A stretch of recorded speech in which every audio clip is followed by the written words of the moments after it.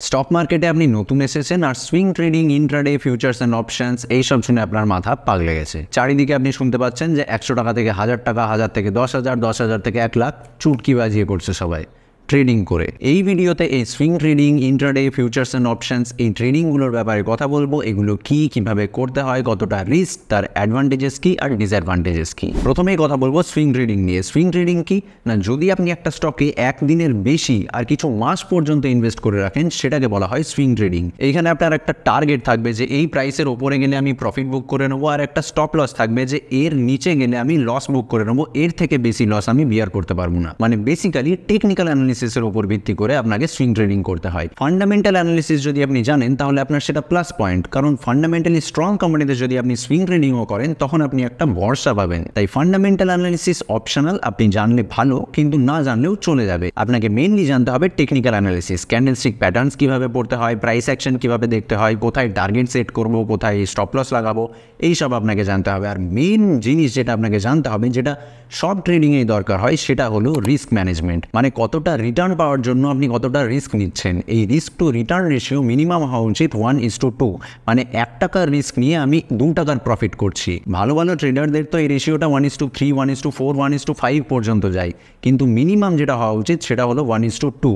কারণ ধরুন আপনি একটা 100 টাকা ট্রেড নিলেন, সেখানে আপনার টার্গেট হলো 110, আর সেখানে যদি আপনার স্টপ লস হয় 90 টাকা, মানে আপনি প্রফিট করলে 10 টাকা প্রফিট করবেন আর লস করলে 10 টাকারই লস করবেন। কিন্তু সেখানেও আপনি নেট লসে থাকবেন, কারণ আপনাকে ব্রোকারেজ চার্জেস পে করতে হবে, আরও 1000 রকমের চার্জেস পে করতে হবে, তাই আপনি লসেই থাকবেন। তাই 110 টাকার আপনার যদি টার্গেট থাকে তাহলে আপনার স্টপ লস থাকা উচিত 95-এ। আপনি যতটা রিস্ক নেবেন তার থেকে আপনি বেশি রিটার্নস এক্সপেক্ট করবেন না। যারা এই রিস্ক ম্যানেজমেন্টটা করতে পারে না তারাই ট্রেডিংয়ে হিউজ লস করে। কেউ তো আবার স্টপ লসই লাগায় না। এবার স্টপ লস যদি আপনি না লাগান, তাহলে ধরুন আপনি 110 টাকার টার্গেট রেখেছেন, এবার সেই শেয়ার যখন পড়তে থাকবে, আপনার পরে যখন ট্রেডটা যাবে না, আপনার এগেনস্টে চলে যাবে, তখন আপনি ভাববেন যে যত টাকায় আমি শেয়ারটা কিনেছি তত টাকায় না এলে আমি শেয়ারটা বিক্রি করব না। সেই শেয়ারের আপনি লং টার্ম ইনভেস্টার হয়ে যান, যেই শেয়ারের আপনি ফান্ডামেন্টাল অ্যানালিসিস পর্যন্ত করেননি। আপনি শুধু সেই শেয়ারের টেকনিক্যাল অ্যানালিসিস করেছিলেন আর সুইং ট্রেডিংয়ের জন্য ইনভেস্ট করেছিলেন, সেইখান থেকে আপনি লং টার্ম ইনভেস্টার হয়ে গেলেন সেই শেয়ারে। তাই স্টপ লস কিন্তু ট্রেডিংয়ে মাস্ট, আপনাকে নিতেই হবে। সুইং ট্রেডিংয়ের আরেকটা ডিসঅ্যাডভান্টেজ হলো গ্যাপ ডাউন ওপেনিং।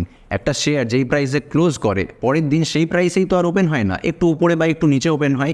এবার অনেকটা উপরে বা অনেকটা নিচে ওপেন হয়ে গেলে সেটাকে বলা হয় গ্যাপ আপ ওপেনিং বা গ্যাপ ডাউন ওপেনিং। তো যদি কোনো শেয়ারে আপনি সুইং ট্রেডিংয়ের জন্য ইনভেস্ট করে রেখেছেন আর সেই শেয়ারটা পরের দিন গ্যাপ ডাউন ওপেনিং হলো, তাহলে আপনি যদি স্টপ লস দিয়ে রাখেন তাহলে আপনার স্টপ লস হিট হবে, আর যদি স্টপ লস না দিয়ে রাখেন তাহলে তো আপনার আরও বড় লস হবে। এটার বেস্ট এক্সাম্পল হলো যখন আদানি হিন্ডেনবার্গের কেসটা হলো, তখন আদানির প্রতিটা শেয়ার প্রতিদিন 10%, 15% করে গ্যাপ ডাউন ওপেনিং হচ্ছিল। এবার তখন যদি সেই শেয়ারগুলোতে আপনি সুইং ট্রেডিংয়ের জন্য ইনভেস্ট করে রাখতেন তাহলে আপনার প্রতিদিন স্টপ লস হিট হতো, আর যদি স্টপ লস না দিয়ে রাখতেন তাহলে তো আপনার ইনভেস্টমেন্টই ওয়াইপ অফ হয়ে যেত।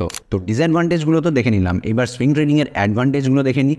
সুইং ট্রেডিংয়ের একটা অ্যাডভান্টেজ হলো যে বাকি ট্রেডিং মানে ইন্ট্রাডে, ফিউচার্স অ্যান্ড অপশনস এইগুলোর মতো আপনাকে স্ক্রিনের সামনে বসে থাকতে হয় না। আপনি একটা শেয়ারের টেকনিক্যাল অ্যানালিসিস করলেন, আপনি একটা টার্গেট সেট করলেন, স্টপ লস সেট করলেন, ব্যাস আপনি স্ক্রিন থেকে দূরে থাকতে পারবেন। আপনার টার্গেট হিট হলে অটোমেটিক্যালি প্রফিট বুক হয়ে যাবে, আর আপনার স্টপ লস হিট হলে অটোমেটিক্যালি লস বুক হয়ে যাবে। মাঝে মাঝে হয়তো আপনাকে খুলে দেখতে হবে, একটু চেঞ্জ করতে হবে, স্টপ লসটাকে একটু ওঠাতে হবে, টার্গেটটা একটু বাড়াতে হবে, এরকম করতে হবে, কিন্তু সব সময় আপনাকে স্ক্রিনের সামনে বসে থাকতে হবে না। সুইং ট্রেডিং আমরা একটু বড় রিটার্নসের জন্য করি, কারণ যেহেতু আমরা কিছু দিন থেকে কিছু মাস পর্যন্ত ইনভেস্ট করছি, তাই আমরা 20-30% রিটার্নসের জন্য যাই। ট্রেডিংয়ের মধ্যে সুইং ট্রেডিং যারা জব করে বা যারা স্টুডেন্টস, তাদের জন্য বেস্ট, কারণ তাদের কাছে অত সময় নেই, তারা সারাদিন স্ক্রিনের সামনে বসে ট্রেডিং করতে পারবে না, তাদের আলাদা ইনকাম সোর্সেস আছে, বা যারা স্টুডেন্টস তাদের পড়াশোনা আছে, তাই সুইং ট্রেডিং তাদের জন্য বেস্ট। এইবার কথা বলবো ইন্ট্রাডে ট্রেডিংয়ের ব্যাপারে।